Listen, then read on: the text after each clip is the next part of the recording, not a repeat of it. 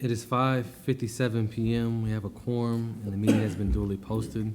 Good evening, and welcome to the Board of Trustees and Superintendent's Governance Training Workshop.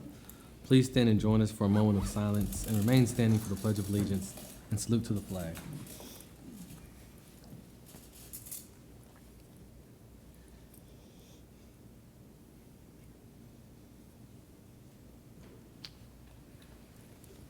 Pledge allegiance to the flag of the United States of America and to the republic for which it stands, one nation, under God, indivisible, with liberty and justice for all.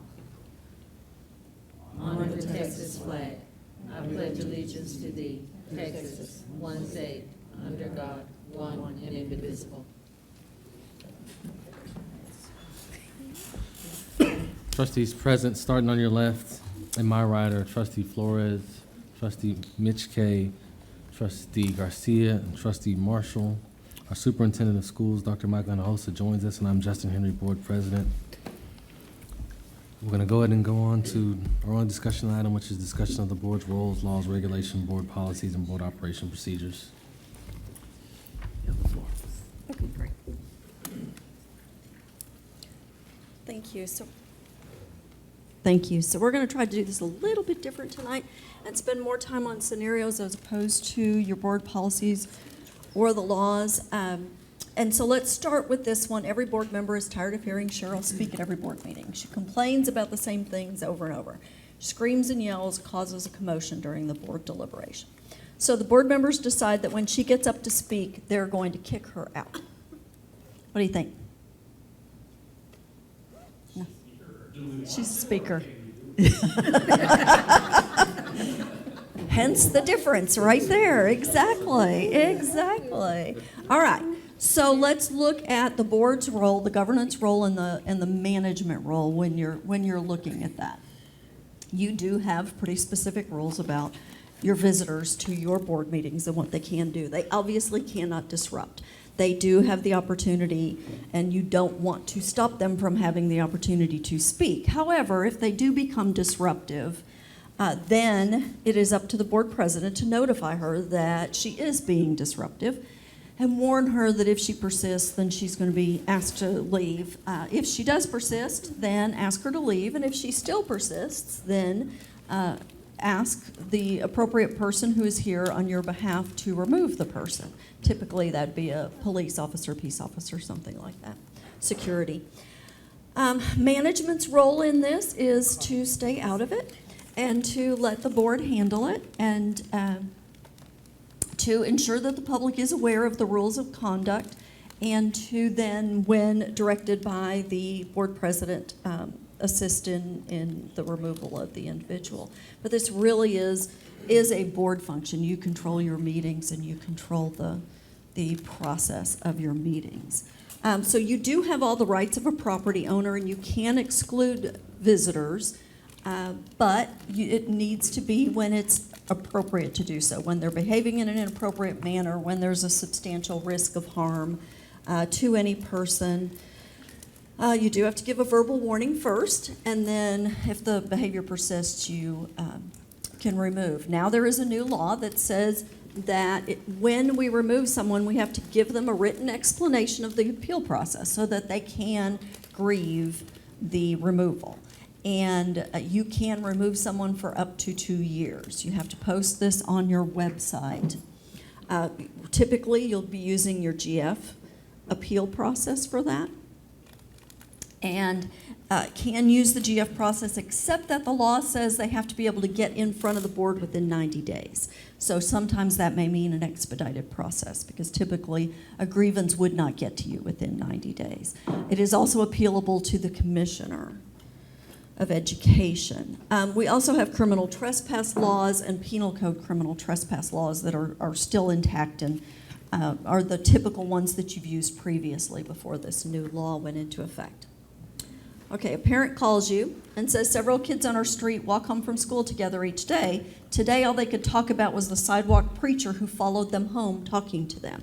This seriously has creeped out our kids. Can't you get him to leave the kids alone? Can I interject for a moment? Sure. I apologize. I wasn't at the last meeting, so I'm not sure from a format perspective, how you're running these discussions? Are we just speaking up when we have questions? Or? Yes, sir.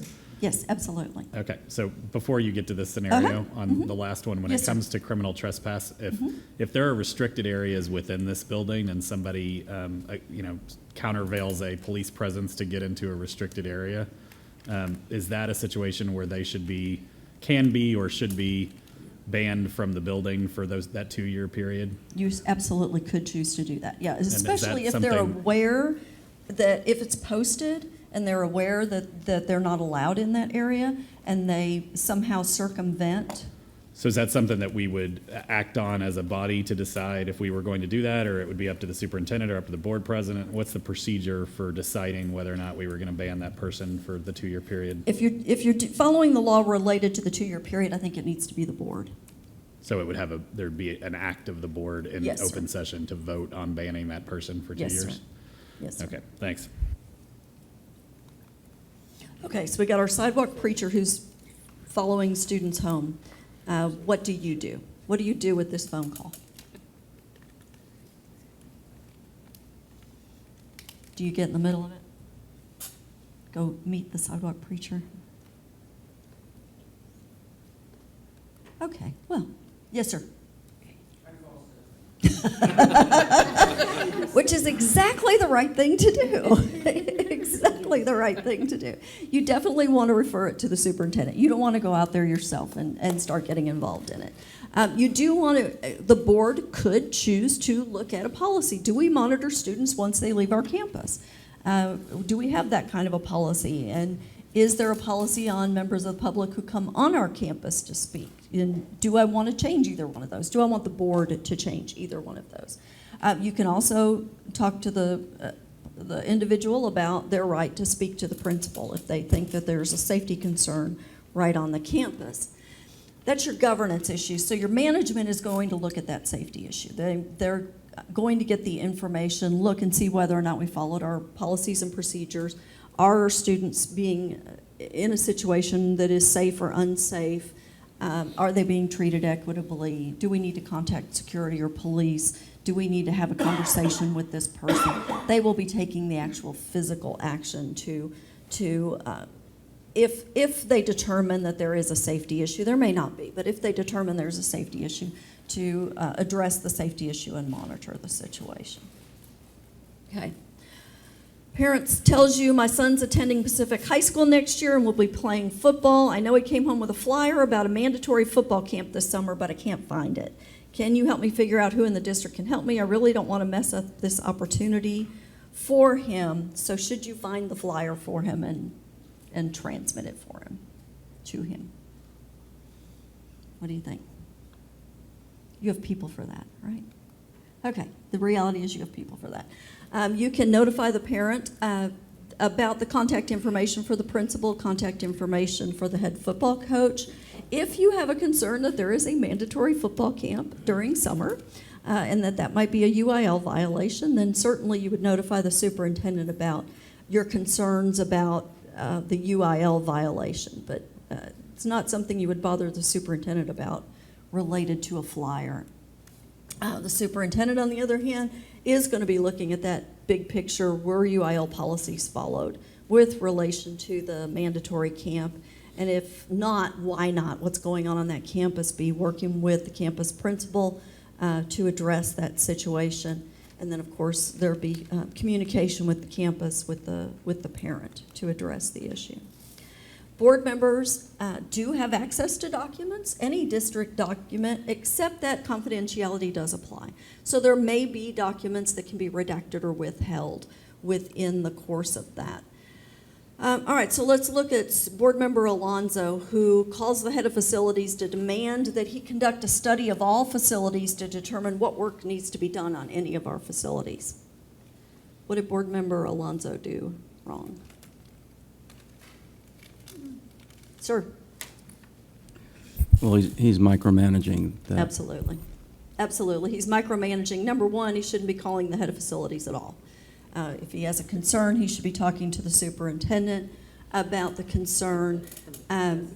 If there is a facility study that's already done, he could get a copy of it, and he could certainly choose to review that. If there hasn't been a facility study done, then he's got to make a decision. Do I want to ask that an agenda item be placed on there for the board to order a study? Because no individual board member has the right to order an investigation. No individual board member has the right to insist that a study be conducted. The board as a whole does have that right. And so a board member could put it on an agenda for the board to consider whether or not they want to ask for that. From a management perspective, then the superintendent, if he has a concern about a board member acting in the way he did, contacting the head of facilities, I never, ever, ever recommend that the superintendent confront the board member directly. That is the board president's job.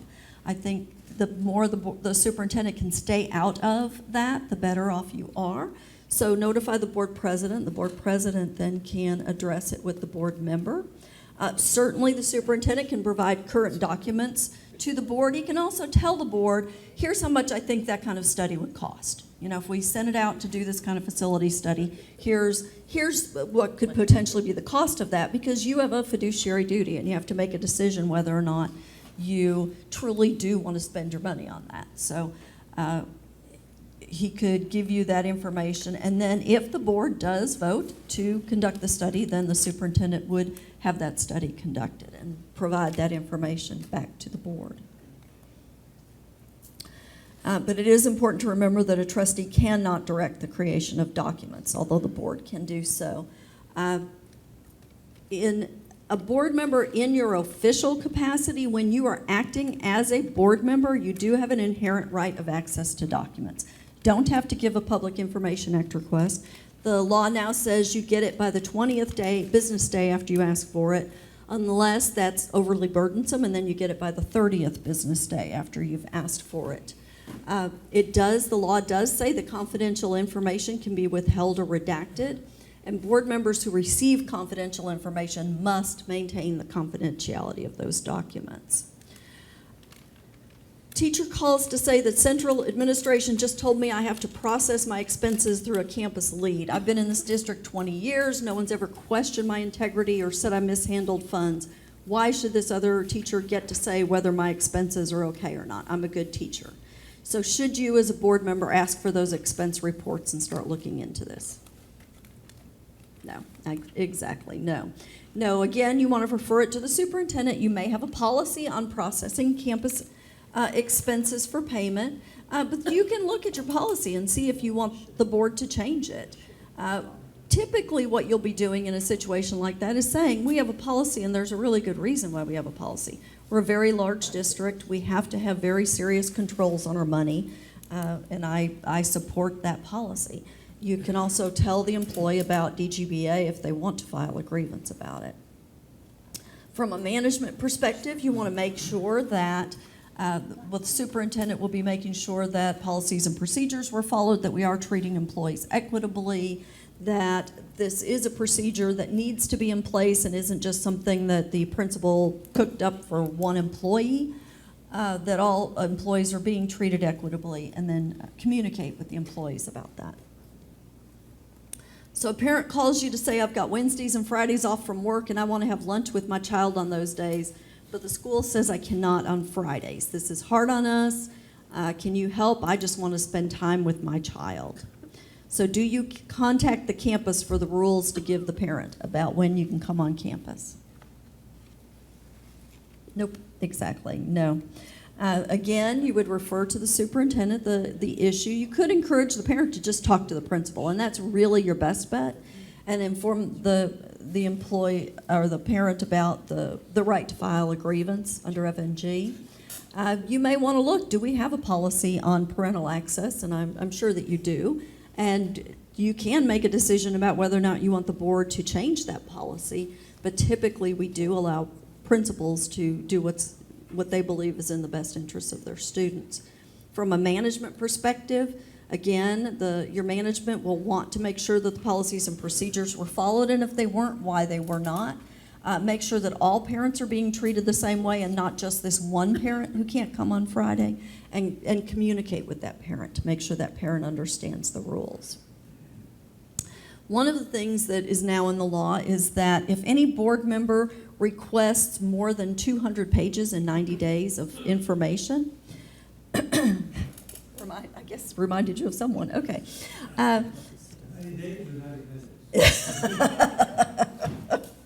90 days, yeah, 90 days.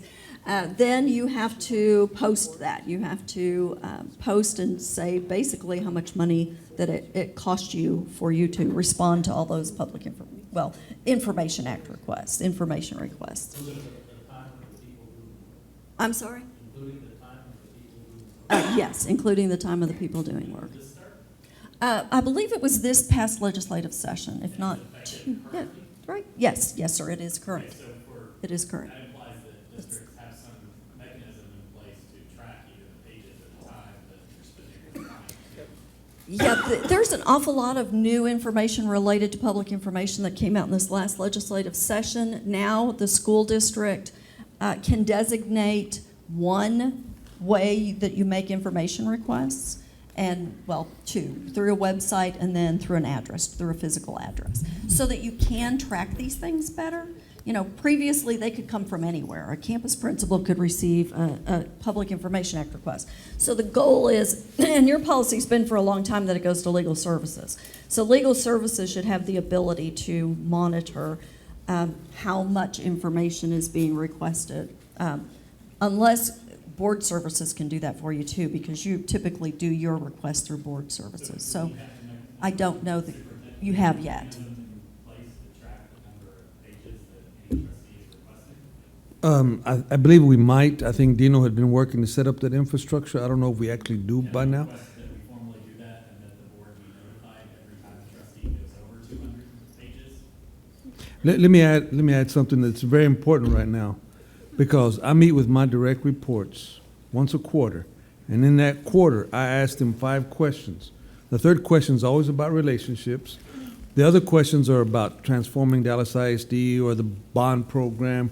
But one question I asked this past quarter, and I just met with them because they had to meet with me one-on-one in September. I said, besides the superintendent, what is the biggest time interrupter that keeps you from doing your job? And I'm gonna have my secretary cut and paste, but every one of them, I think, without a doubt, said trustee trackers and trustee requests as the number one time interrupter. And I had the most talented team that I've ever had, but they're having to do their job and respond to the trustee trackers. Now, I will get that information. I'll have my secretary cut and paste that, but I will show you the answers that I asked, and that's what my staff responded to.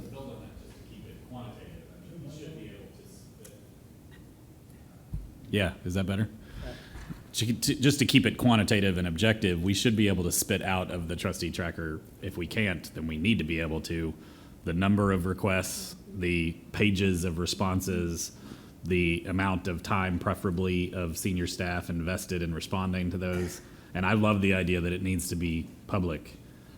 So if we're not already at that capability level, I hope we get there in order to be compliant with state law, because we've got to be compliant with state law.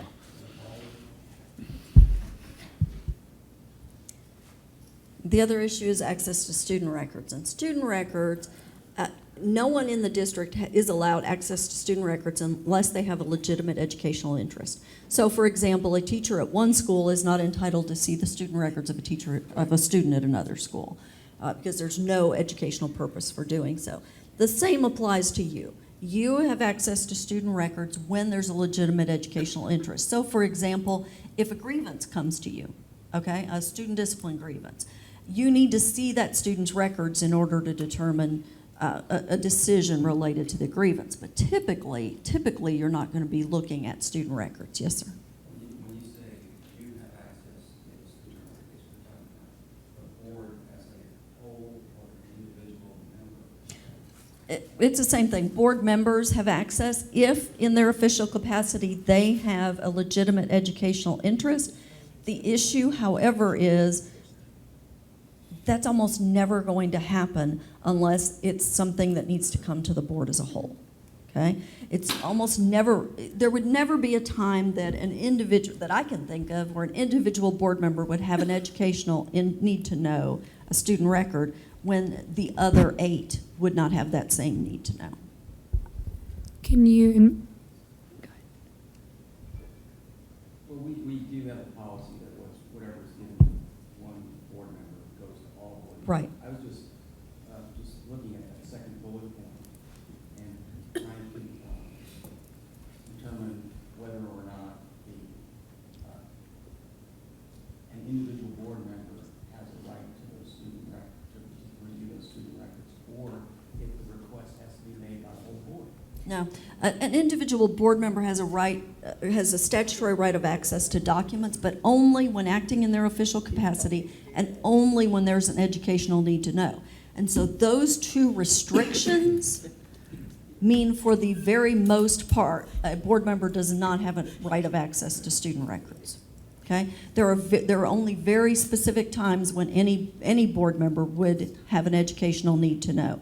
And that's typically when something is coming before you where you need to look at educational records in order to make a decision. That's really about the only times you're going to be looking at identifiable student records that have student names in them. Okay, so on that bullet point, you're comfortable that student records released to the board only if legitimate educational interest, it's not to a board member? It's both. It's both. Because the statute says, the new statute says a board member has access to documents within the district in the board member's official capacity as long as, I say that. Confidential records can be kept confidential and can be redacted. So the only time they would get identifiable student records is when you have a need to know the student's name. I don't want to overemphasize this point, but I think the larger issue is when does something have to be done by the whole board versus something that an individual board member can do on his or her own. And that theme probably covers other aspects of this training. Yes. But I think it's important to as we go through these other issues, make it clear that only the board as a whole can do this, not an individual. Yeah, honestly, I cannot think of an example of when an individual board member in the individual board member's official capacity would have an educational need to know a personally identifiable student record when it would not be something that's being presented to the entire board. If y'all can think of an example of when that could possibly happen, but I cannot, honestly, I don't. so actually that was just a little bit going to my question. So we have student hearings, grievance, and the student, I want to know more about that student's disciplinary record before that incident. That only takes 5 of us to be here. So not all 9 of us are present to make that final decision. In that case, I can ask if I wanted to know, would that be an educational interest in seeing those student disciplinary records? Would those records be part of the grievance that's coming in front of you? Yes. I would want to know if there was a history of disciplinary issues with that student prior to a specific incident. Yeah, certainly if a grievance was coming to you, you would have access to all of the documents that's related to that grievance. If, for example, the student had a disciplinary record from years previous that are not relevant to this, then I would say, no, you don't have an educational need to know that. It would just be what's relevant to what's coming in front of you today. You don't have an educational need to know the student's entire history. And who Okay? gets to define educational interest? The Family Educational Rights and Privacy Act is the one that has had that in the law for a very long time. And so we mostly rely on interpretations from there. But it is interpreted very strictly, really, that you have to be able to identify the educational interest in order to prevent disclosure of student records. It really is. Parents Yeah, obviously have a right to student records, but we try very hard to keep them confidential other than that. All right. I'm going to not spend any time on the Public Information Act really now because we're going to do it later, but it is important because you've kind of got to say it up front when you talk about these things, that you as a board must keep confidential the documents that you do get that are confidential by law. Some of those are things that are confidential by common law, anything that really would impact someone's privacy rights. So if it's, for instance, a sexual misconduct investigation and you've had to look at that, that very much will impact individuals' privacy rights, and you must keep that confidential.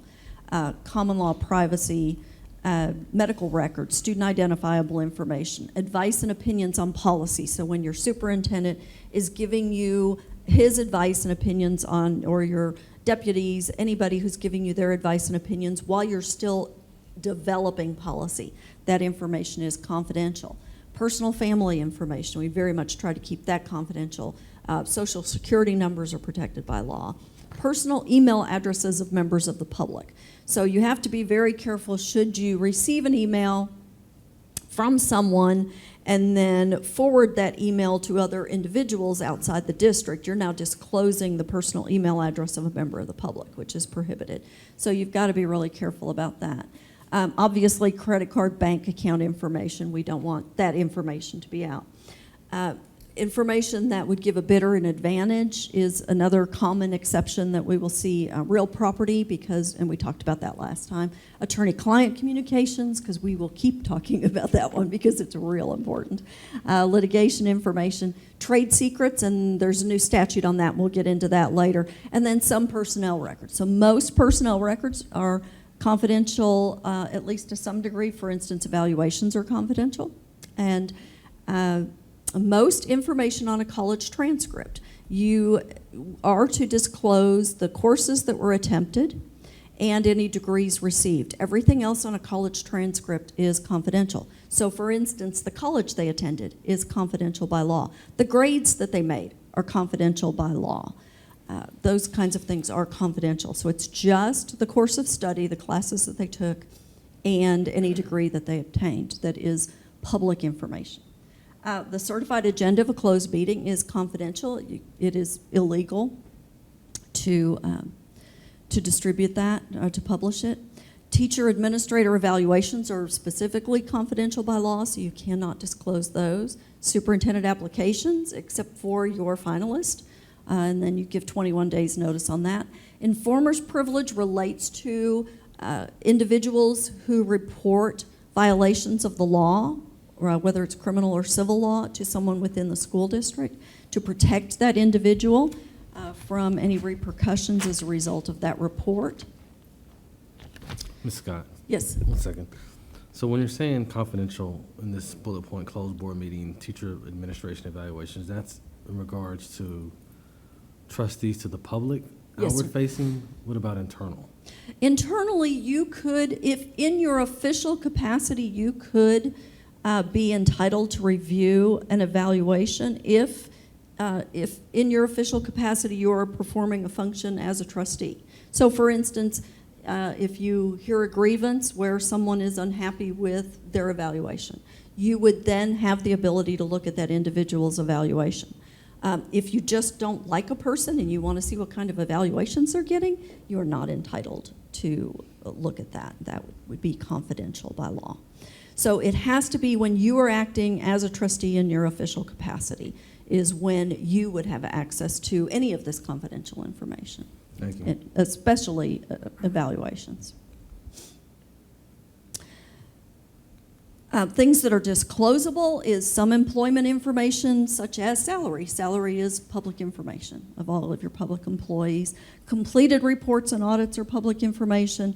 Many financial documents are public information. Settlement agreements are public information. So if you settle a case, typically that will be, yes, sir. Just to interrupt you, because this has come up on the audit committee quite a bit, but audit investigation reports that are interim, that are not completed. No, those are working papers and they are confidential Okay, by and law. it's not considered completed Correct. until the audit committee has voted to complete it. That's correct. So if another trustee who is or is not on the audit committee gets a copy of an audit report in progress, that is considered confidential and should not be released to the public. That's absolutely correct. Just wanted to make that clear because Yes, it sir. seems to happen with some regularity around here. Yeah, no, those, any report that is not completed, any kind of report that's not completed is not available to the public. It is only a completed report, and then depending on what it is. Because there may even be audit reports that are still confidential when they're completed,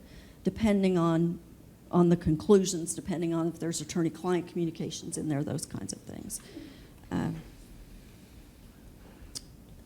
Board policies, obviously, administrative staff manuals are public.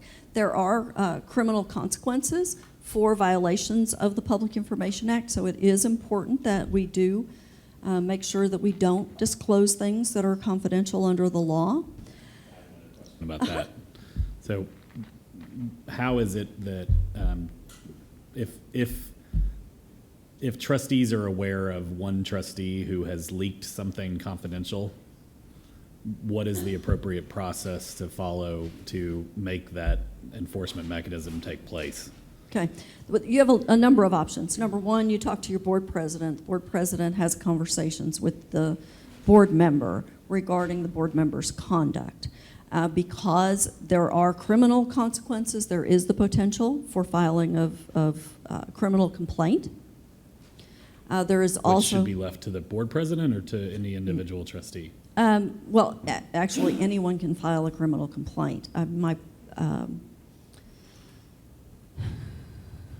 uncomfortable with board members who act outside of, serving as a board. And so my preference would be, if you're going to do something like that, that you do it as a board, but I cannot tell you that you have lost your right to file a criminal complaint, because every citizen has that right to file a criminal complaint if you're aware of But from a criminal governance conduct. perspective, you'd prefer it to be an act of the board? I prefer it to be an act of the board, but I cannot tell you that you've given up that right. So does that suggest that there would be an item on the board agenda for the board to vote on filing a collective criminal complaint against one of the trustees? Yes, sir. Interesting. Yes, sir. You can also make a complaint to the Attorney General. The Attorney General, there's mandamus, there's injunction. The Attorney General can take action. I've actually had the Attorney General try to do that to a board president one time who was refusing to turn over documents it was recordings that he had. And he refused to turn them over, and I could not convince the board member to do so, so I sicked the AG on him. And the AG got convinced him. So, sometimes it does take a higher authority. If they don't listen to you, it may take a higher authority for them to listen and understand what the law is and to comply with the law. So, The only caution I would give, like I tell my staff all the time, there's always three answers. Legally, you can do it. Politically and practically, how are you going to do it? The political ramification, you understand. The practical implication, if you do, and the DA won't take the charge, now you've created this monster that the DA was not going to do, because the caseload that the Dallas County DA has is incredible, and they only take certain cases, and so that's just another thing to consider under these set of rules. absolutely. Yeah, and it can certainly be a discussion with the board, and I think, the way I read your board operating procedures, that's really what you want to do, is come together as a board and have a discussion about those things and act as a board, talking to the individual trustee who may be acting outside his or her authority, and then as a board decide what you're going to do. You've got some options even, to censure a board member within your board operating procedures. Remove them from committees. There's a list of things that the board can do too, short of filing a criminal complaint against someone. So you do have options. I read your board operating procedures very much as an attempt to work things out among yourselves and to try to get things resolved. But I also acknowledge that sometimes that doesn't always happen. All right, so let's look at Board Member Bill, who's been talking to the cafeteria employee, and he's incensed. He comes to board meeting with a trolley cart containing cans of Petit Pois peas. I actually learned all about Petit Pois peas because I was a school lawyer. Most people don't get to do that. Some cans are out of date. He's been going to all the campuses and checking the dates on the cafeteria stock. He demands answers as to why these dusty cans are on the shelves. Did this guy do anything wrong? He failed to taste the food. He failed to taste the food, failed to open the cans of Petit Pois peas. I didn't even know that was a word until then.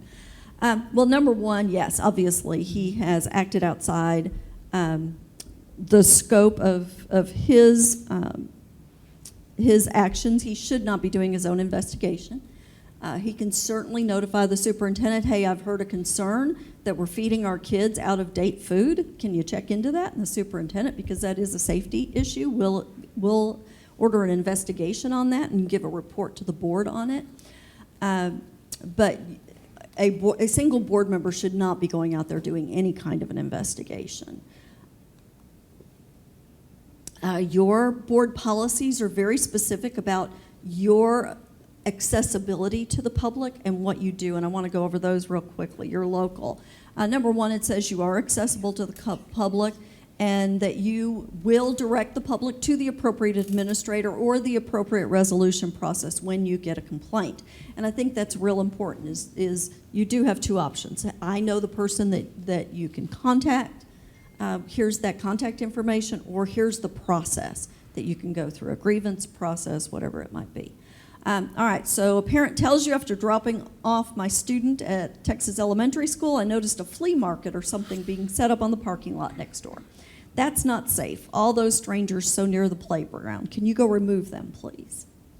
So do you go remove the people from the flea market? No. Yeah, right. You ready for all these phone calls? We're ready for all the calls. Stephanie? She left. She's not ready either.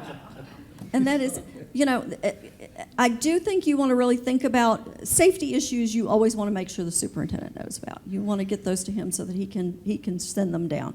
A lot of these things don't require the superintendent to be notified of them, but the big things, yes, definitely do.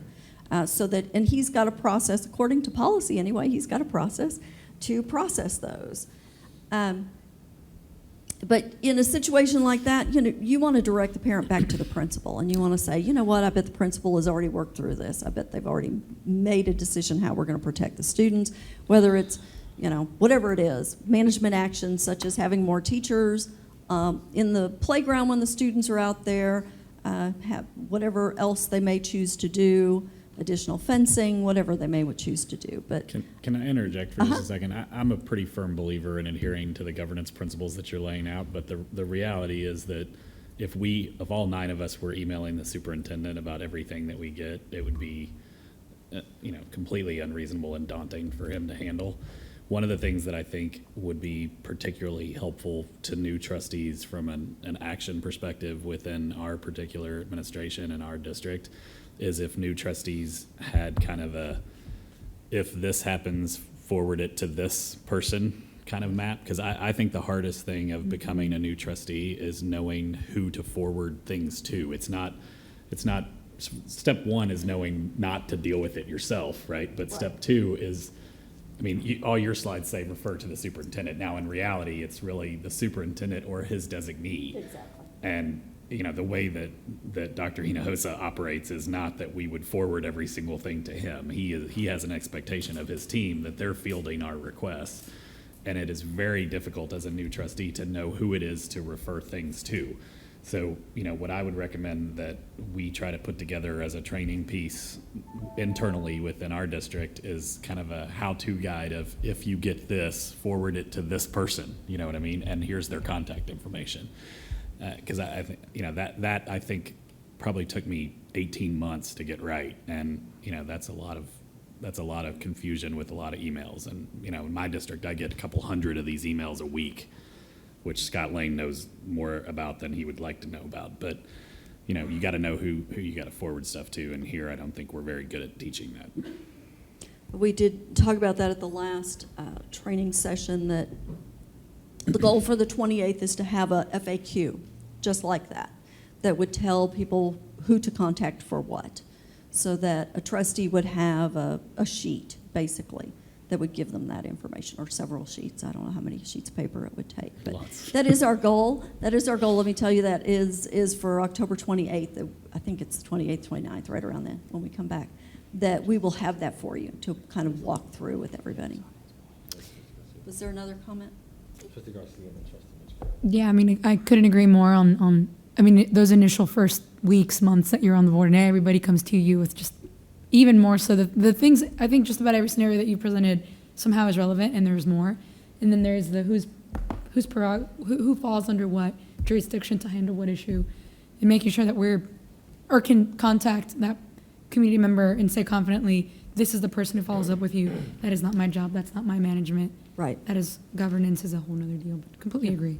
Yep, that's our goal.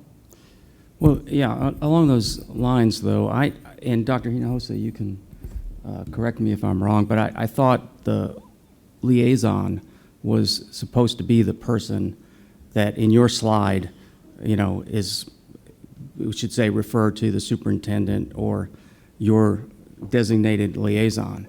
Now, rather than for us to kind of go through the organizational chart and try to find out who to send it to.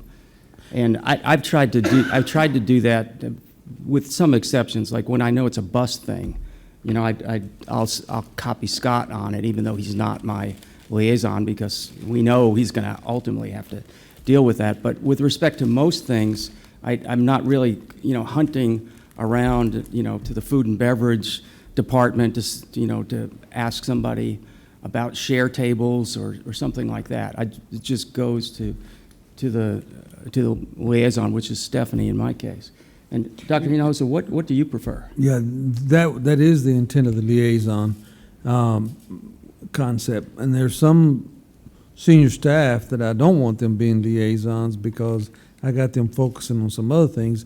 And some senior staff members have significant talent that they can handle those things and get them to the right places. So that is my intent. Obviously, it's not working because we have board members that are new that don't know where to send stuff. So we probably need to revisit that. And I was going to change the liaisons for next year because right now I have 2 people that have 3 liaisons, that are liaisons for 3 board members. I'm going to spread the love a little bit, and because those 2 people spend almost all their time working on board stuff. And actually 3 people have the 9 trustees just about. So I'm gonna change my process, and this is enlightening as well. So there are things that I need to do differently, but to answer your question, that was the intent of the liaison concept. So I think this is a really important conversation. So to build on that a little bit, I would like to hash through whether that's actually the right structure or not. I get that. I definitely think there's a role for liaisons, and I think from a relationship management perspective, y'all need that. But my district is probably one of the more demanding from a parental and community involvement, and so I forward what. No. I have no. Scott's my liaison, and he does an excellent job. But I forward well over 100 emails a week to various people within the administration, and if I forwarded all 100 of those to Scott every week and said disperse these, that would be a major ask of Scott. And so I think he's grateful that the only ones that I email him about are the ops ones, and I send all the other ones to the other people they belong to, which I think is not only more effective in issue resolution with the community member that contacted me, but is also saving Scott a lot of time. But the only reason I'm able to do that is because I've been here for long enough to know who to forward it to. So if you really want us to contact our liaison on everything, I'm happy to comply with that. And frankly, it would make my life a lot easier. But I think it would make Scott's a lot harder and make it harder to get issue resolution on those topics. I think we can compromise to come up with a happy medium, but this conversation is very good. Yeah, well, I'll defer to your judgment on what you want me to do, but I would be surprised if the right answer is that we should send everything to our liaison, because I know in my case that would be a nightmare for my liaison. Scott lives on nightmares, so. Let us take that under advisement and cause me to change the liaison concept by the end of the calendar year and maybe better define it. Don't Because we get have me 3 wrong, new I don't want my trustees. liaison changed. Yeah. No, the concept, not the individuals necessarily, but Right. the concept. Yeah, exactly. I guess the only piece that neither here nor there on the side of this discussion, but as a trustee or a newer trustee, it's easy to send a message to your liaison, but I think it kind of handicaps you in regards to getting the full scope of the district. It becomes a crutch. You just send it to the liaison, and get to know the liaison even better, but you're not really getting to know a lot of other folks in the district. Again, I don't know, just more input. I don't know if it's good or bad, but 2 cents. Yeah, I think ultimately your superintendent can make a determination what's most efficient and what works best, and we can come, or he can come up with a plan. We can put it in a document for you that can help you. All right, so your local also says that your responsibility is to ensure management takes responsibility to help citizens receive information and services in areas of mandated service, including available systems and resources. So all right, let's talk about this one. I'm a parent at Sparrow Middle School. My son was served a peanut butter and jelly sandwich today. They won't let him have hot food. I know I haven't paid his lunch bill, but can't you fix it so he gets a hot lunch anyway? We've been friends for a long time. So what do you think?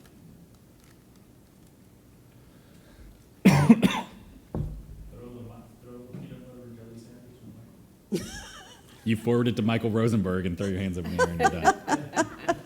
Well, That's what I would do. As a district, you've made a decision about, or you should have made a decision about what you do about the parents who have not paid their lunch bills. Oh, cool. All right, let's move on. All right, cool. All right, let's move on. All right. Okay, it's pretty good.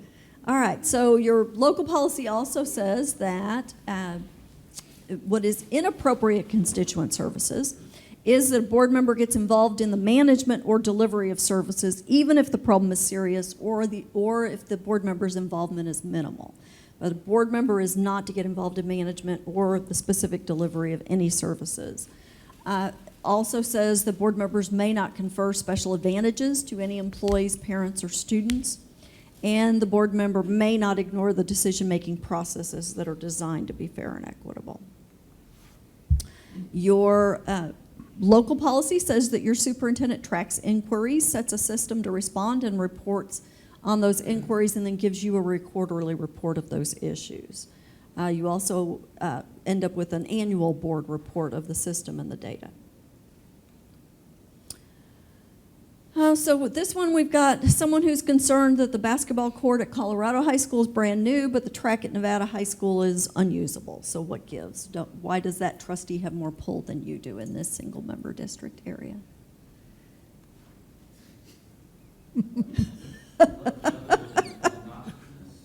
A level of obnoxiousness never underestimate the level of obnoxiousness and the value of it. It's true. Okay, so governance issues. You probably have a facility plan. You probably have a plan for when you are going to improve facilities, and you may want to look and see where the campus is in that strategic facilities plan. You may also want to think about, do I want the board to change that plan? If it does, you put it on the agenda and propose a change. You may end up doing nothing but telling the parent we have a facilities plan. That track is on the plan. We just have to be patient as we get the money. And as we follow this plan, we will get to that facility. It could be a very simple conversation that you don't have to refer this out to anybody afterwards. So some of these can be very, very simple. There's lots of options for you. For management, they may know exactly what you're talking about and know exactly when it is a proposal. They may not, and they may need to look at a campus and see what's going on and what's going on with that facility and see whether or not they need to give it more priority. If there's been a flood over there or something, so it wiped out the track, and we didn't know about that when we made the facilities plan. So there's on-the-ground things that your management may be doing about it.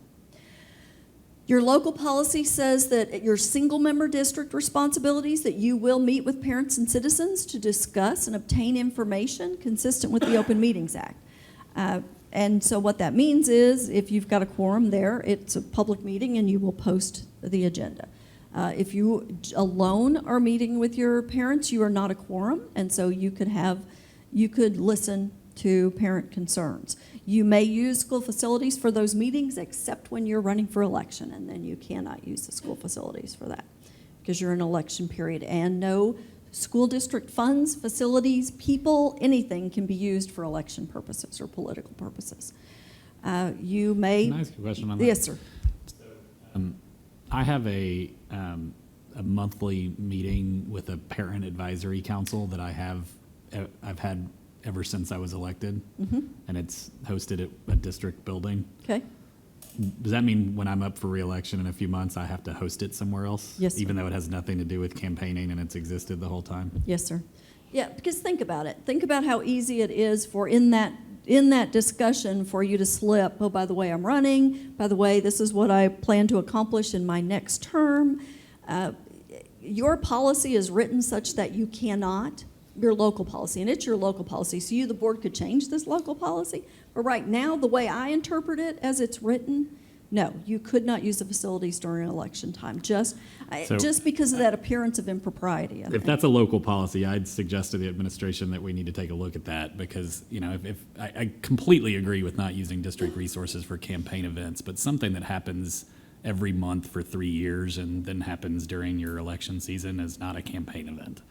So, you know, I think we need to have some reasonable interpretation of, you know, using district resources, because all that's going to cause me to have to do is to incur an expense to have somewhere to host it, which, you know, I already spend a lot of my own personal money on being a trustee in an unpaid position. Yeah, it's You your know, board having policy. me to do that further doesn't seem like the right thing to do, so. Yeah. It is your board policy BAA local, so that may be something you do want to look at. It also, that policy does allow you to seek corporate assistance for those meetings with board approval, however. And you cannot require employees to attend those meetings. Skip this one because we've kind of got that. Teacher calls to say a pipe burst at my school today. We should have been closed till it was fixed. I called UEA and they did their best, but the principal insisted on keeping us open. We had to route the kids around dangerous standing water. Facilities people were in there. It was a mess. Can't you fire that principal? You've gotten that call a time or two, right? Right? Okay. So, can you just up and fire the principal who's standing knee-deep in water right now? It depends on how deep the water is. Good answer. Okay. Well, number one, no, you cannot just fire an employee. They have contract rights, and we have very strict processes in place about them. You can request information about the issue. You can say, you know, I heard there was a safety issue. Tell me what happened. You get information on that. If there is a systemic issue on campus, you may want to look at where they are in the facilities plan to see when those kinds of issues are going to be resolved. But what you're not going to get in the middle of is any kind of a personnel issue on that. That's the superintendent's prerogative to bring those to you. You stay out of that. The superintendent and his staff, on the other hand, are going to review the response, going to look at the actions, make sure we did keep students safe. Is it a chronic problem that we need to address? Were the policies followed? Do we have health and safety concerns? And then have a conversation with the principal about, I don't expect you to have school when these students are in unsafe conditions. Could result ultimately in adverse employment consequences if a principal does not listen, but certainly redirection is appropriate first prior to any adverse employment consequences. And that is strictly within the purview of the superintendent and not the purview of the board. It is not the purview of the board until that comes to you to give notice of proposed non-renewal, for instance, or notice of intent to terminate. The other thing, under your single-member district responsibilities, under your local policy, it says you bring special needs to the attention of the board and the superintendent, but you cannot make any promises to your constituents, and you cannot have any campaign materials at district facilities. A parent complains, your administrators questioned my child for over an hour today. You better get my permission before you talk to my kid again. So what do? Number one, you have a policy. You have a policy about interviewing students, and I can assure you that you do not want a policy that says, yes, we'll contact every parent before we'll interview any child about any situation on campus, or you'll never get anything done. And that's the reason for the policy, and the administration has the right to interview students related to situations. But you can have the option to look at your policy and your local policy and see whether or not you want to change it. From a management perspective, yes, that kind of action would not violate your policies at this time. So there may be little that needs to be done. If it was a violation of your policy, then certainly there may be some corrective action that needs to be taken. But your campus administration then would communicate with the parent. You have board ethics in your local policy, and I'm not going to go over all those except to kind of highlight them. Equity and attitudes, that you're fair, just, and impartial and respectful of other people. Trustworthiness and stewardship, so that you are making sure that we are not squandering district resources, and that you are not making any private promises, personal promises to anyone about what you can accomplish for them. Honor and conduct, we expect you to tell the truth. Respect the majority decision as a board decision. That is very, very difficult for some people to do, especially when they disagree with a board decision, because they do have a truly heartfelt belief in their belief. And that is absolutely understandable, but as a board, your responsibility is to ultimately support whatever that board decision is, because you do act as a body corporate. Yes, ma'am. Yeah, I am. On telling the truth and respecting majority decisions of the board, I think there's a narrative that exists about our board in particular that I find really troubling, that's essentially says, groups of trustees or whatever, and then sitting other trustees, and and I suppose that starts with the board president and addressing that internally, but I'm speaking out loud now, but I'm sure that procedure starts with our board president. I mean, that's nothing that ultimately, whether it's on social media or through other organizations, that there's anything outside of our board president's prerogative to take care of. Okay, are you talking about board members who may be speaking in other forums about Like what board members are doing? Like they'll have their town halls or their own social media pages or whatever it is, and then essentially not telling the truth about whatever it is that we're collectively doing. And so. Okay.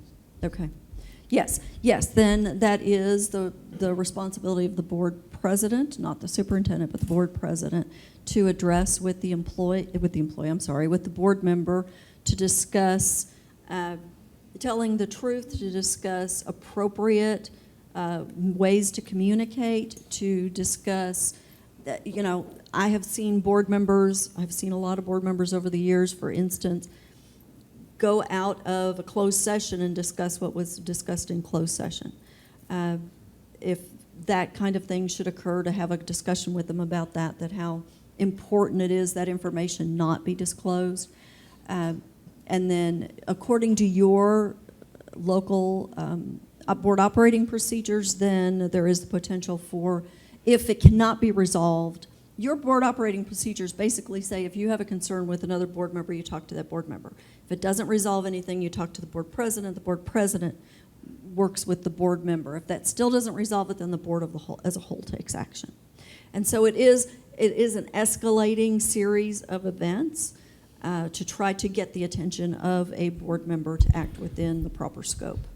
Yes, sir. Although I would add,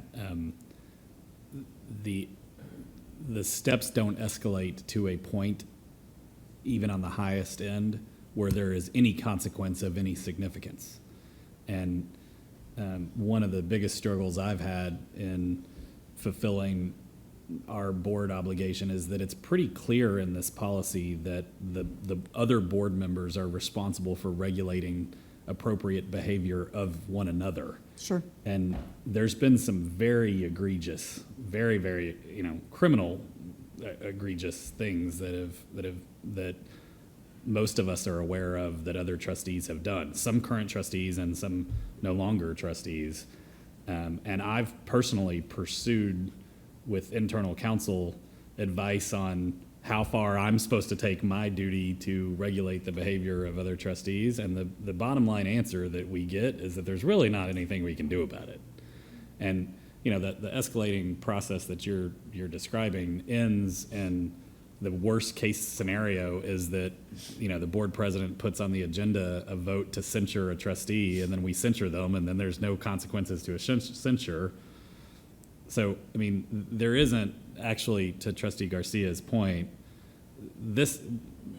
all of us reading this know that this doesn't happen here in DIST, and there isn't a mechanism for us to take it far enough as a group to actually change behavior. And so, there's been some talk about some changes to our policy that would actually put some teeth into it, which, I would personally advocate for, because right now, if somebody decides not to follow all these things, there's really not a damn thing that can happen. Yeah, absolutely. You can revisit your local policy and see. The reality is that you are restricted, at least to some degree, by the law and what you can and cannot do. But yeah, absolutely. To look at that policy is a good idea.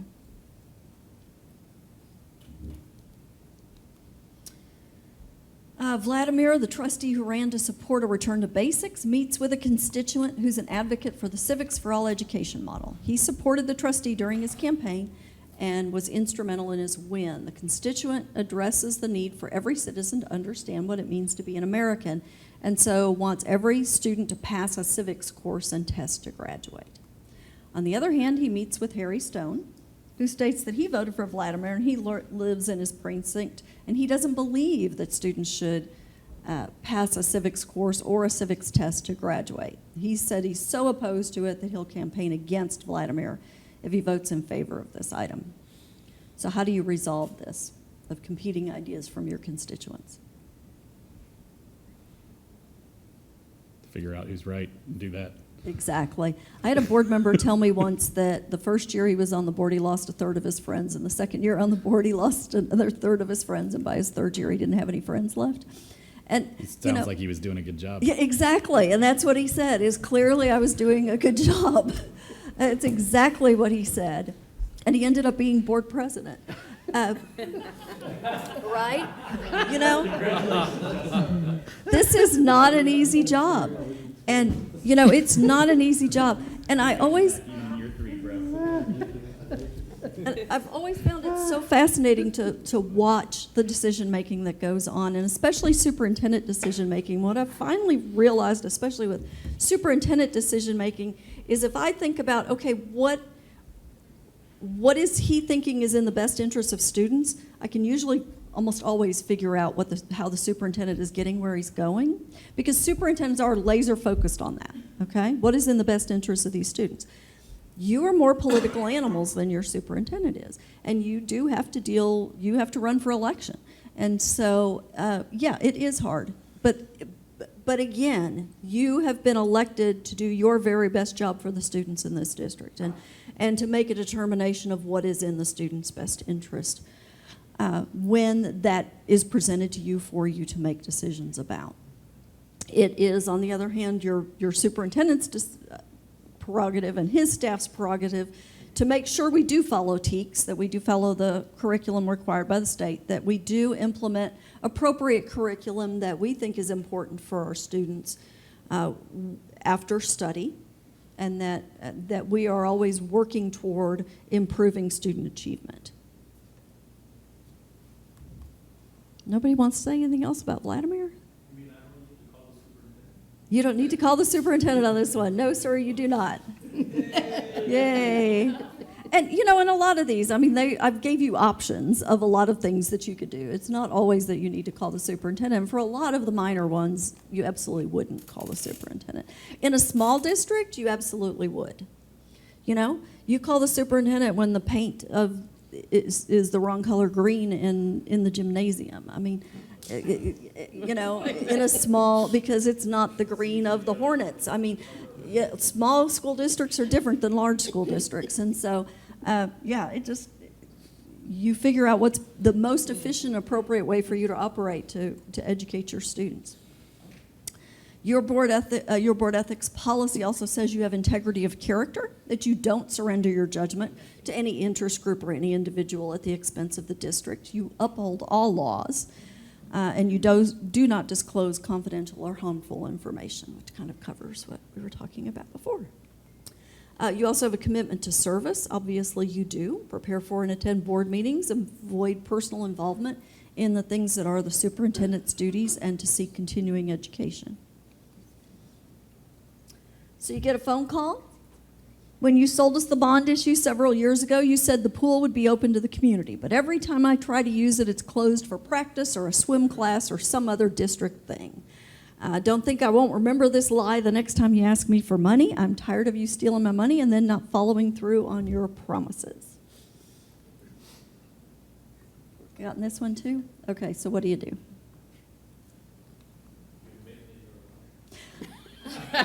Well, number one, you should have never said the community.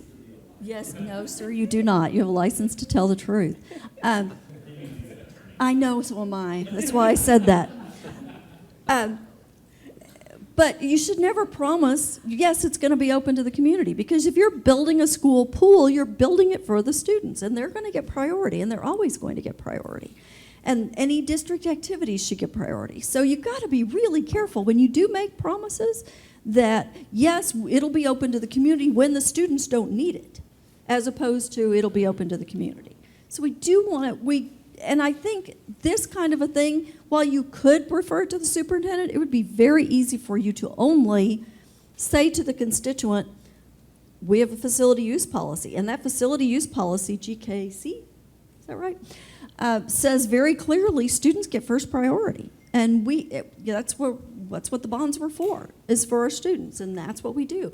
If it's a student event, they get first priority, and you leave it at that. For management, they would look at, so our students are our first priority. Are we following through with that? Are we, on the other hand, are we treating members of the public equitably when they are able to use the facilities? And then have communication with the folks. One of your board ethics rules is also that you will be student-centered, that you will be guided by what's best for all students, regardless of the student's race, color, religion, age, gender, national origin, marital status, sexual orientation, disability, veteran status, or any other protected category. And as I told you before, you've added some that are not necessarily protected by law right now, but certainly are appropriate to have in there. You also are not allowed to harass anybody. Good thing, right? Based on race, ethnicity, religion, etc. You are to report allegations if you are being harassed. And we have had board members who have been, for instance, sexually harassed. You have an obligation to report it, and we've got an obligation to attempt to do something about it. So your policy says that what you will do is you will report it, and then it will be investigated. All right, so let's talk about some other board member issues. Gustavo loves the NSBA convention. He goes every year. He attends the dinners and lunches religiously. In between, he's in his hotel room working on his job as a reporter for the local newspaper. So what do we do about Gustavo?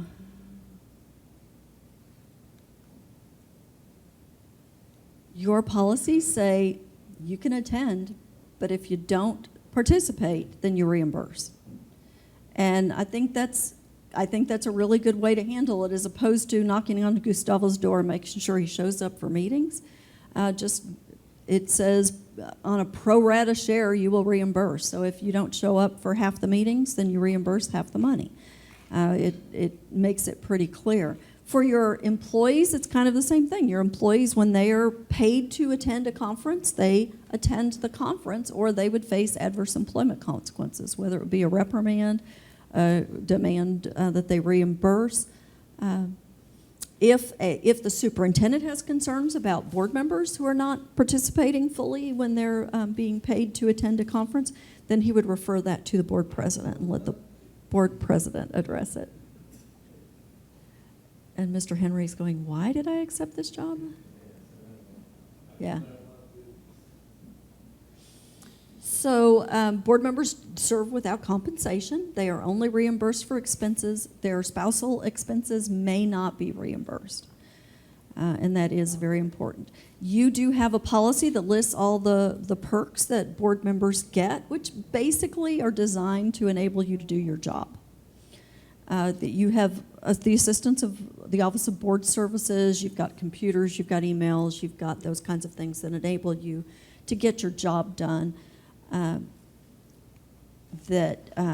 You have membership in appropriate organizations so that you can learn about what it is you're supposed to be doing, that you do receive transportation, meals, lodging when you go to appropriate conventions. Yes, sir. And so, to my earlier comment about having teeth in a censure policy for adverse board behaviors, Yes. These are all things on the last 2 pages that are perks of being a trustee, but not required by law to be provided by the district, and each of them could be eliminated as part of a censure policy. Absolutely. Correct? All right. Definitely could Thanks. be. Yes, none of these are mandated by law at all.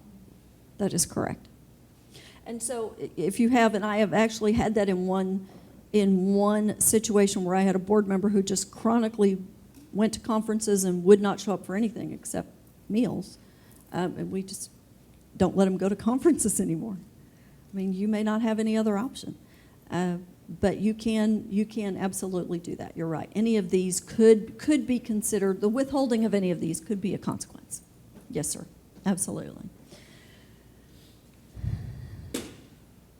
You do have to keep records of your travel so that we can ensure that you are being appropriately reimbursed when you do receive reimbursement. And you cannot exceed your budget or your per diem. Your policy allows trustees to swap money around between you for travel and reimbursement. I don't know if that's ever happened or could ever happen, but it is in there. I will tell you that. Yep, it's in there. No, the last time these were revised was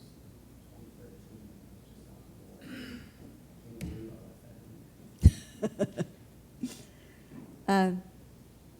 If you cancel, then you have to refund everything that is refundable.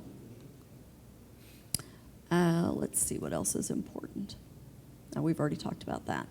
Okay. Parent sends a daily email to all board members complaining about how the high school campus is treating her son. They disciplined him for pulling the fire alarm. Well, that's just terrible. How could he possibly know what trouble that would cause? It's obviously they don't like him because he's gay. Every board member responds to her every day. She also has 6 grievances pending. So what are we doing wrong here? Lawyer up, yeah. Lawyer up. Number one, she does have grievance rights, and you want to stay neutral. So you need to quit talking to her, okay? That's the most important thing, is if you know she's got 6 grievances coming before you, that's your best answer is, I see you have a grievance coming. I need to stay out of this so that I can hear you at the level 3 or level 4, whichever it is, based on your policy. Don't be responding to these kind of folks. Just stay out of it. If you think it's something important that the superintendent needs to know about, you could obviously forward it to him. Probably if you're getting an email a day, there is nothing in there that is important enough for you to forward to the superintendent because you've heard it all before and the superintendent's heard it all before. It's an option. It may not be one that makes sense. From a management's perspective, obviously, we don't want to discipline the gay students differently than we discipline the other students. And so there may be someone who is looking into that to make sure that we are disciplining students equitably. Your administration is also going to be handling those grievances until they get up to you. But it really is important, especially when you know there's a grievance coming, that you just stay out of it. You just stay out of it until it comes to your level. When it gets to your level, you will get a complete record of what has occurred at the other levels. And the whole point of a grievance policy is that we resolve things at the lowest level possible. Okay? So we give administration the opportunity to fix things, and give administration the opportunity to fix things. And then we get it, so that if there are errors, they can be corrected. So it really is important that we not get in the middle of those things, and we stay out of it until it gets to us, if it gets to us. The majority of them are going to be resolved before they get to you. But it is important to stay out of them. Yes, sir. I have two questions. One, so grievance, I guess, is a formal term, but there's just the informal, I'm sending an email complaining, and that could be considered a grievance. At which point do you recommend a trustee removing themselves from the highest level of grievance process? Is it when you feel like you cannot be impartial because you've received information that is beyond the scope of maybe what's in the grievance documents? What's your recommendation to a trustee as to when they should not participate in the highest level? Because we get emails all the time with complaints that might at one point elevate to a grievance. Sure. If all you've done is received an email, and you haven't then participated in it, you haven't, let me see the information, let me get more information. I've heard of trustees sitting in on grievances in the past. You haven't pulled yourself into it, then you probably still can be objective, just because if the only thing that happened is you received a complaint. On the other hand, as soon as you start interjecting yourself in it, you start listening, you start advising, you start sympathizing, you start empathizing, you start getting involved in it, or you do, I want to hear what happened at your level 1, or I want to be at your level 1, or you start advising an individual on what to do, what to say, those kinds of things, then you need to stay out of it. You need to Second you question, cannot be objective anymore, in my opinion. Second question, it might be too fact-based, but when it gets to the highest level, what's the role of a trustee in a grievance hearing? The role of a trustee at a grievance hearing is to look at all the evidence that's presented to you, is to listen to oral argument that's presented to you, and then to make a decision based on that record and nothing else that's happened before or after, just based on that record. And you as a board will deliberate, will discuss them, but it is very important that when you make your decision, you're basing it on the information that's been presented to you and oral argument that's presented to you. Right. Your ultimate determination is going to be, was administration arbitrary and capricious? Did they act in an illegal manner? As opposed to, I just don't like that principle, whatever other reasons there could be. But that's your standard, is did they act arbitrary and capriciously, or did they act illegally? Did administration act that way? Did I answer your question? Okay, great. Yes, sir. Well, that's a really important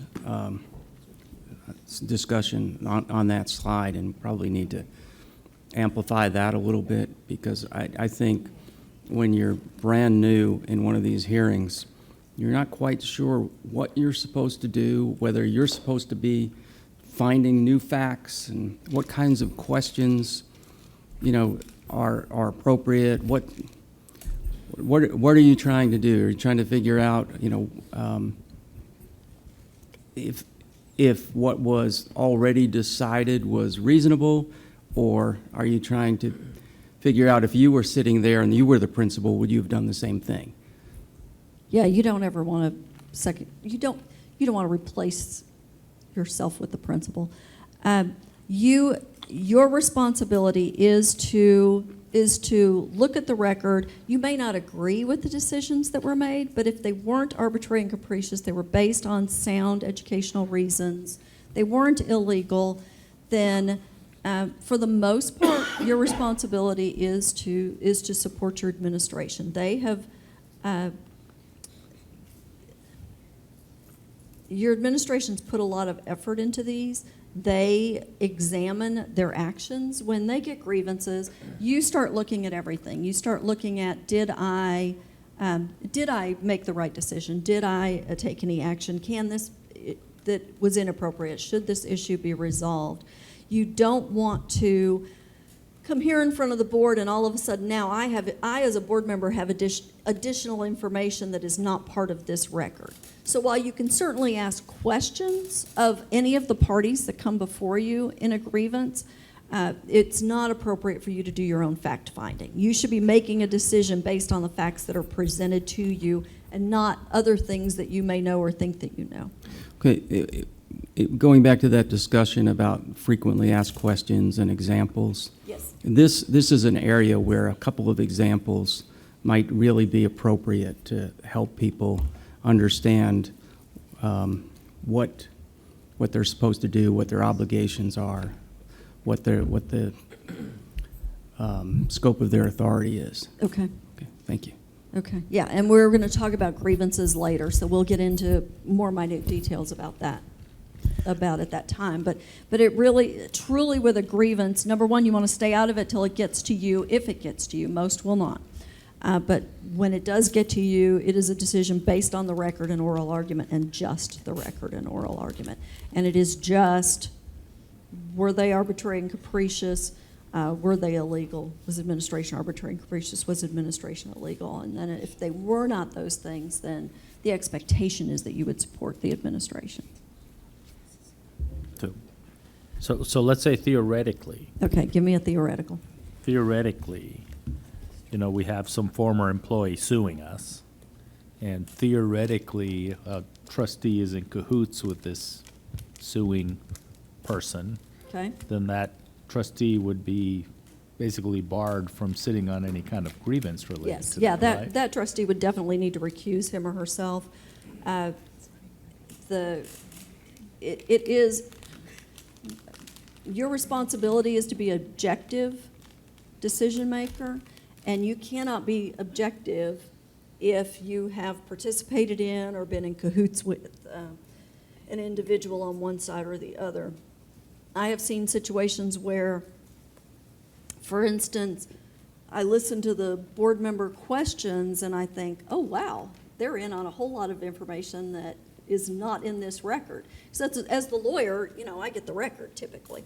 And I may realize that this board member's had a lot of conversations outside of what is on this record. And then it's my responsibility to kind of steer that board member back or ask that board member to recuse him or herself. I had one situation with a board member who, when I got to the board level, what I discovered was that the board member's spouse would have benefited from the decision that was being made in front of the board, for instance, because the board member's spouse got the job this other person wanted, okay?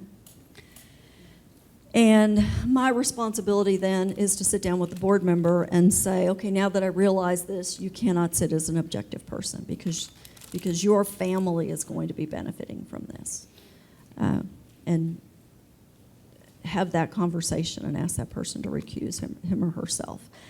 I've also had situations where they've refused to do so and have assured me that they could be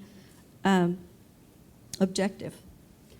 And I've handled it different ways depending on whether or not I really thought that person could be objective. I have on occasion just let the record reflect whatever my concern is so that it is on the record. Other times I have trusted the person to be objective and the person was objective, so it just depends. Any other scenarios you want to talk about here? Like I said, we are going to talk about grievances a lot more detail later, but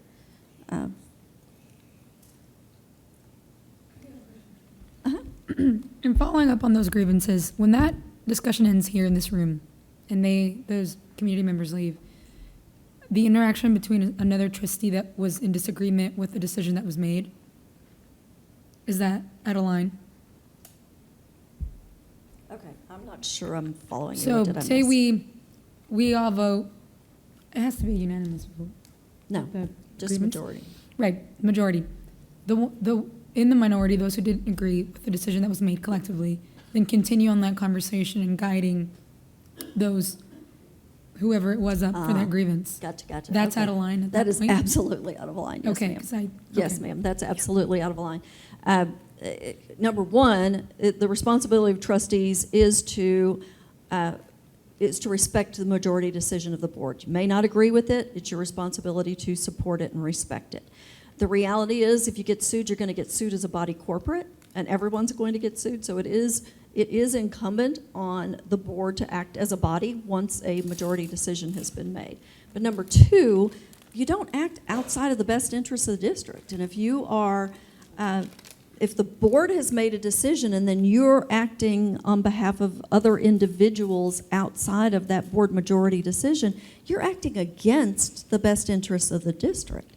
So you've got a fiduciary duty to the district that it appears you would be violating. And I'm sure I've upset somebody tonight, but I apologize if I I have have. a question. We both might upset someone else. But how does it work the other way around? So, Okay. What do you mean?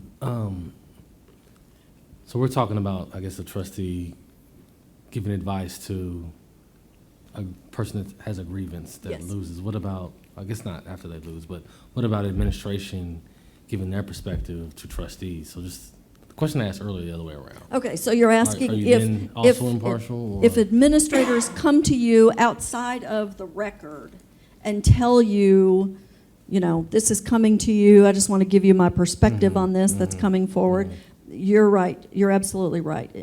Administrators should be respecting the same thing. Sometimes it is critical for your superintendent to say, you know, you guys just need to know that this is coming. I don't want to talk to you about a lot of the facts because you're going to get it and it's going to be coming forward to you. But it is best to kind of phrase it that way so that it is clear. I'm not telling you everything right now because it is going to be important for you to hear it as an objective third party later. But is it appropriate for an administrator to, say, a campus principal to pull you aside and say, I want you to know the other side of the story that's not in the record? No, that's not appropriate either. So what about that impartial evaluation? If that does happen, is the same thing? You need to recuse yourself from. You Yes, sir. recusing Yes, yourself? sir. Just like Yeah. if a community Yes, person sir. came to us and said. Yes, sir. And that's their why, side. you know, your administrators will try to be very careful about when you have a concern and they know there's a grievance coming, they'll try to be very circumspect in the information that they give you. And that's why, is because they don't want to be accused of influencing you one way or another and then you're not able to serve on the board when you get that grievance. So it's a fine line between I want information and I am now not impartial, and that your administration has to kind of walk that difficult line sometimes when you're asking for information because they do want to be helpful to you and provide you what you've asked, but on the other hand, they don't want to put you in a situation where now you cannot be objective and cannot serve.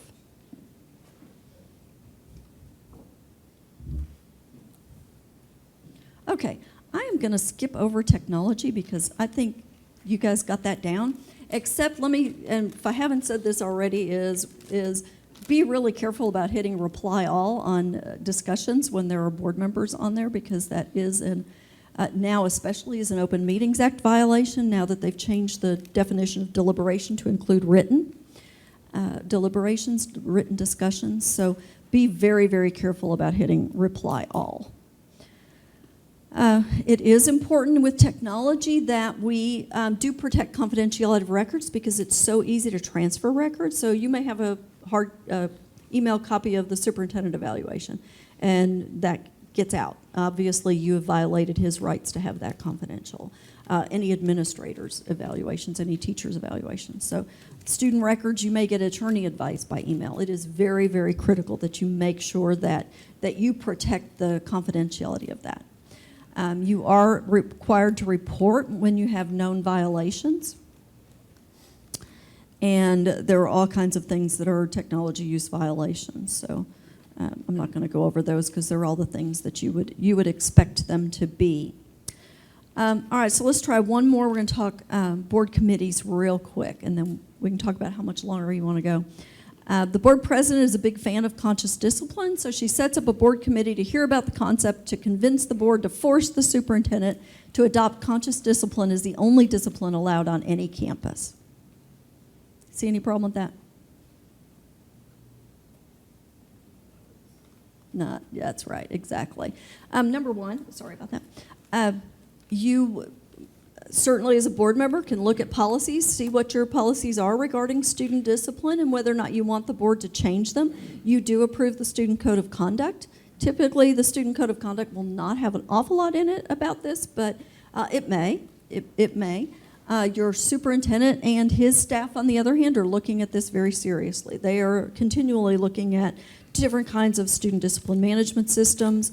They revise the student code of conduct every year. They will implement a student discipline management system, and they will monitor it for equity. So they're very involved in it. Your involvement is much less.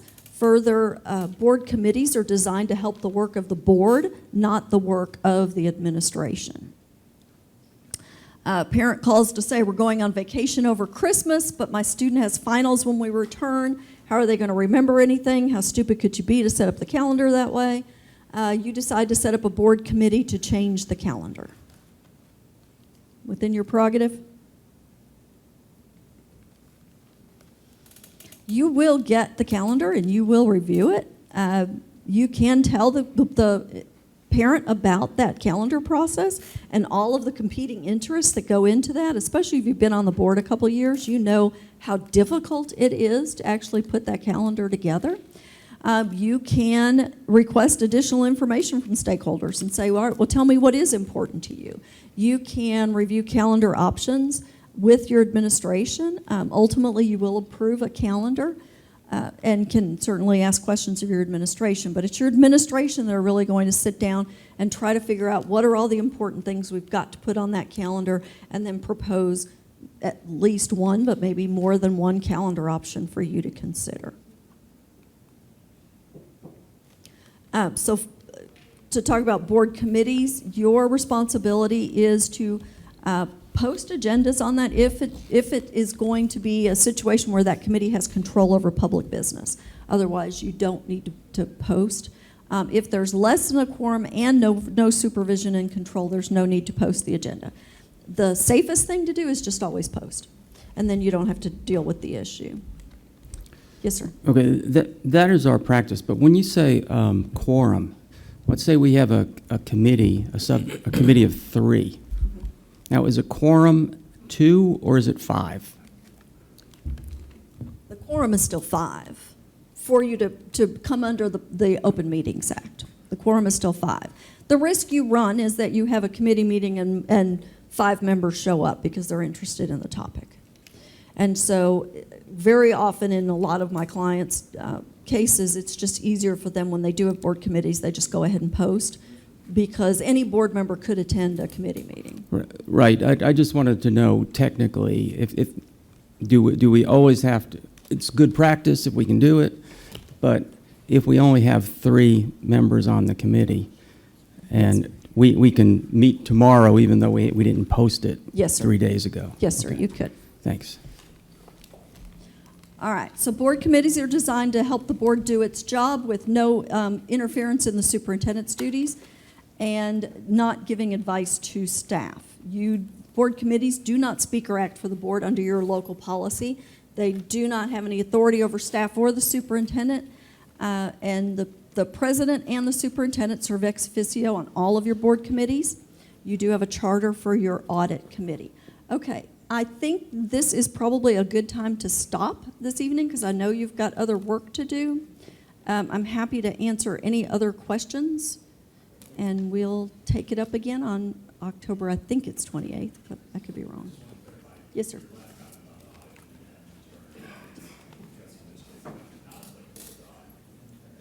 Yes, your audit committee is a committee of the whole, isn't it?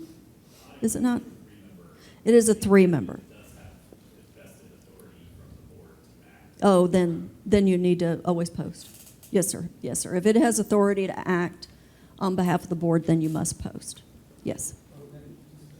Because you're really acting as a public body, as opposed to, for that body, yes. For that committee to act too as a quorum, if it's a 3-member. Sorry, I thought yours was a committee of the whole. Okay, So okay. just on, let's take the audit committee Yes, sir. and the walking quorum issue.